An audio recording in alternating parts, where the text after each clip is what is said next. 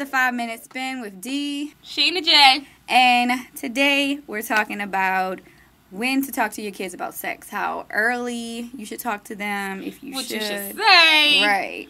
Everything How that much comes in detail with it. you should go. Yes. And Where you go from today we have a guest. His name is Vetus.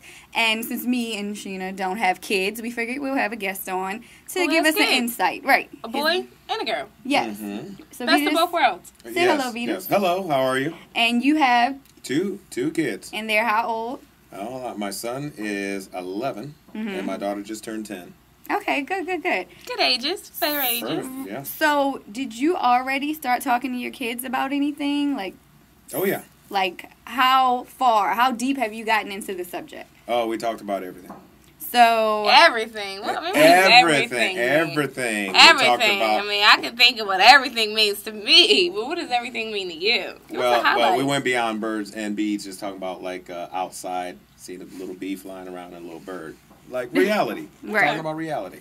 And when did you start? When was the first time you brought anything up? Did they come to you or did you come to them? Well, it's kind of funny because, I'd say about 3 to 4 years ago, more when they were probably like 6 and 7, you start talking to them about basics, so about their bodies, because one's a boy, one's a girl, and you want them to understand. They're visibly different, and so they're gonna want to understand what their body is and what their functions of their body is, and it can start as young as where you're diaper training, or potty training, not diaper training, but potty training your child, because they want to understand where the poopy come from, and what's this front part and why does it come out from here, and you explain little basics starting early on. Like acknowledging their body parts, the real names for them, not pee and wee and all that. No, you say this is a penis and that's a vagina, and the whole point is that and this is what it does. Now when you expound upon well, that's when the questions start coming. You have questions that start popping up as the child gets older, and the thing is that I think it's best to be honest with your child. Definitely. I think you should be 100% honest with your child. Now, we can start out with talking about, stories and examples, but remember, our children are growing up a lot faster. And, they are. And in school, they're going to probably hear a lot more from their friends. From their friends.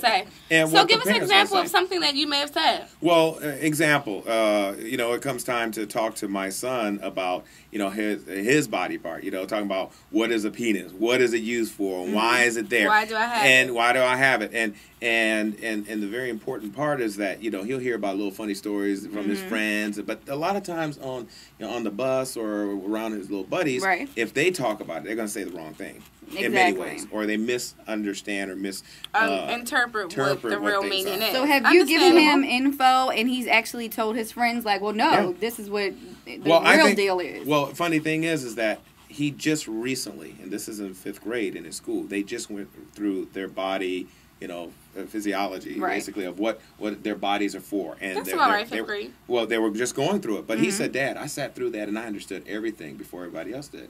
See? And that's a good thing. And because he already knew about 2 years before, he already knew about everything. What's your advice to other people who may not have said anything? Well, what's a good way to start that conversation? Right. Daughter, and especially the whole thing of fathers talking to daughters or mothers talking to sons. It could be weird because of that gender difference. Well, I think both parents can be there. Not all parents are as a mother and a father in a home, but no matter what role it is, I think it should be brought up because children need to hear it and need to hear the proper terminology and understanding what it's for. So I explained to him basically, okay, this is your body part. This is how it works. This is what it functions.